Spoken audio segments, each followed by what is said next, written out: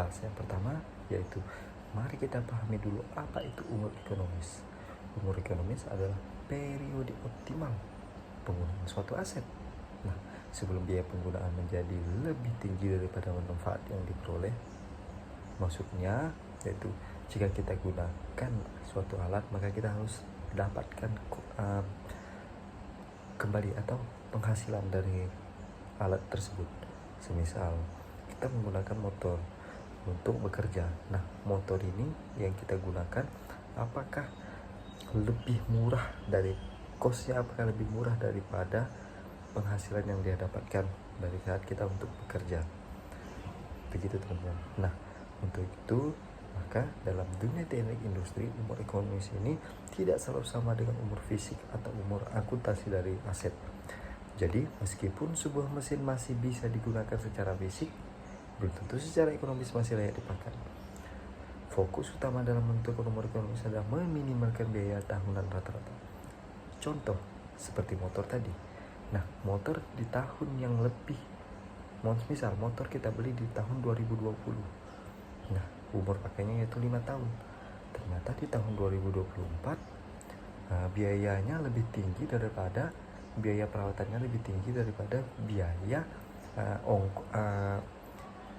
daripada penghasilan yang kita dapat. Nah, tentu itu tidak bagus secara ekonomi. Nah, mungkin itu aja penjelasan bisa singkat dari saya. Selanjutnya kita akan langsung bahas ke subbab 9.1. Nah, untuk selanjutnya dalam subbab 9.1 dibahas bahwa penentuan umur ekonomis biasanya dilakukan menggunakan metode equivalent annual cost atau disingkat EAC. EAC adalah cara untuk menghitung total biaya tahunan setara dari suatu aset. Nah, ya, untuk komponen EAC terdiri dari 3 hal utama. Yang pertama, biaya awal atau initial cost. Yang kedua, biaya operasi atau pemeliharaan, O dan M. Yang ketiga, nilai sisa atau nilai jual kembali atau salvage value. Nah, dengan menggunakan EAC kita bisa menghitung dan membandingkan biaya tahunan untuk setiap alternatif umur pemakaian. Baik, langkah-langkah untuk menentukan umur ekonomis adalah sebagai berikut. 1. Kita mulai dengan menghitung total biaya tahunan untuk setiap tahunnya. Yang kedua, biaya ini mencakup biaya operasi dan pemeliharaan yang biasanya meningkat setiap tahun. Nah, kemudian apa sih? Tambahkan depresiasi dan kurangi nilai aset dari nilai sisa aset di akhir umur tersebut. Lalu kita hitung deh EAC-nya. Nah, setelah umur alternatif dianalisis dan umur dengan nilai EAC paling kecil dianggap sebagai umur ekonomis. Nah, kenapa paling kecil? Karena bentuk dari grafik, jika kita buat grafiknya itu teman-teman akan bentuk seperti huruf U. Huruf U, biaya awal tinggi, turun, maka yang paling bawah itu adalah umur ekonomisnya. Slide kelima, seperti yang saya bilang sebelumnya, yaitu tentang tabel dan grafik. Nah, biasanya proses ini disajikan dalam bentuk tabel dan grafik, teman-teman. Mungkin saya tidak bisa tunjukkan di sini. Nah, tabel menunjukkan bagaimana biaya berubah dari tahun ke tahun ke tahun ke tahun, maupun dari bulan ke bulan ke bulan ke bulan. Nah, itu terus kita konversikan, kita tambahkan setiap tahun ini, dapatlah biaya per tahun.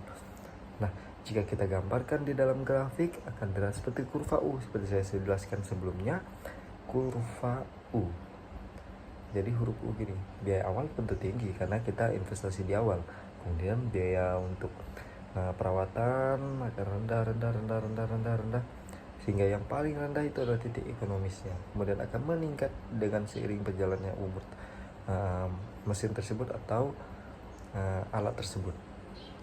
Nah, kenapa bisa tinggi? Karena ada beberapa faktor tentunya. Kita tidak tahu, di lapangan ada beberapa faktor, baik itu dari SOP yang salah atau standar operasional yang salah, penggunaan yang salah, atau materialnya yang diolah terlalu over atau tidak sesuai spek. Itu tentu bisa membuat umur pakai menjadi rendah.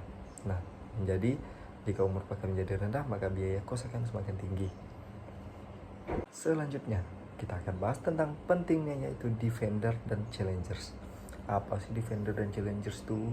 Nah, defender dan challengers adalah defender adalah aset atau peralatan yang saat ini atau sedang kita gunakan. Jadi, aset yang sedang kita gunakan. Sedangkan challengers adalah aset baru yang tersedia untuk menggantikan defender. Nah, untuk memutuskan apakah aset lama perlu diganti atau tidak, kita perlu bandingkan EAC antara keduanya. Bagaimana membandingkannya? Nah, yang pertama tentu jika EAC dari defender lebih rendah atau setara, maka sebaik aset lama tetap digunakan. Tetapi jika EAC dari challenger lebih rendah, maka secara ekonomis lebih baik mengganti aset tersebut.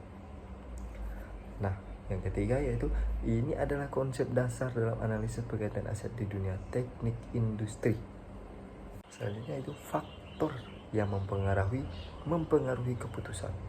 Keputusan apa? Keputusan yang mengambil keputusan untuk mengambil apakah perlu diganti aset ini atau tidak. Nah, ada beberapa faktor yang sangat mempengaruhi hasil analisis sumber ekonomis. Antara lain satu, tingkat diskonto atau interest rate. Yang kedua, yaitu biaya operasional dan pemeliharaan. Tentu biaya maintenance teman-teman. Tidak mau dong kita biaya maintenance lebih tinggi daripada penghasilan yang kita dapat. Nah, yang ketiga itu penurunan nilai atau depresiasi aset. Yang keempat adalah nilai sisa atau nilai jual kembali aset. Yang kelima adalah dan kemajuan teknologi. Kenapa kemajuan teknologi kita masukin ya? Ya karena semakin berkembangnya zaman maka efisiensi makin baik. Maka diciptakan mesin dengan efisiensi yang tinggi. Tentu dengan efisiensi yang tinggi kita akan bisa menghemat lebih daripada dengan mesin yang sekarang. Makanya kita masukin yaitu kemajuan teknologi, di mana mesin-mesin yang diciptakan sekarang menawarkan efisiensi yang lebih tinggi. Mungkin kita akan di penghujung presentasi ini teman-teman. Baiklah, saya akan jelaskan kesimpulan yang dapat saya dapatkan dari proses materi yang saya baca dari 9.1 sampai 9.3. Tentunya yang pertama yaitu umur ekonomis adalah periode optimal untuk menggunakan aset agar total biaya tahunan berada di titik paling minimum. Yang kedua, penentuan umur ekonomis sangat penting untuk pengambilan keputusan pergantian aset. Yang ketiga, metode yang digunakan adalah EAC, yaitu yang memperhitungkan semua komponen biaya secara tahunan. Dan yang keempat maksud saya, kita juga perlu mempertimbangkan apakah aset lama masih layak dibandingkan dengan aset yang baru. Layak maksudnya biaya kos rendah untuk biaya perawatan, tapi masih bagus, masih bisa digunakan. Nah, tentu ini bisa menjadi pertimbangan seperti rantai konveyor.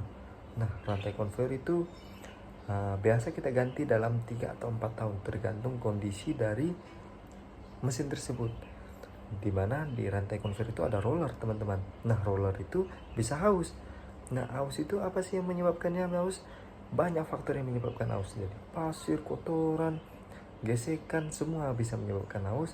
Nah, untuk memperpanjang umurnya kita perlu membuat putarannya lebih rendah.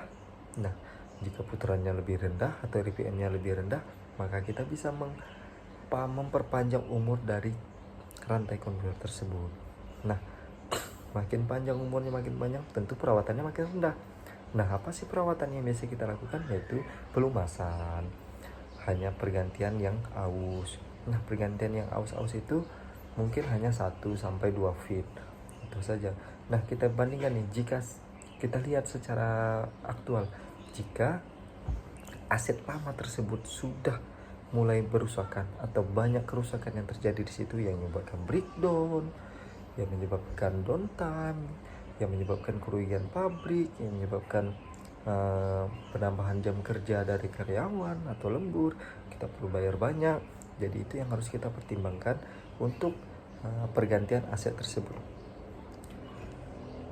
Untuk penutup, demikian presentasi yang saya sampaikan.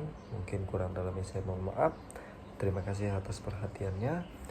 Salam sejahtera bagi kita semua. Semoga teman-teman dapat memahami apa yang saya jelaskan dari materi yang telah kita baca sama-sama. Terima kasih, salam sejahtera bagi kita semua. Salam sejahtera.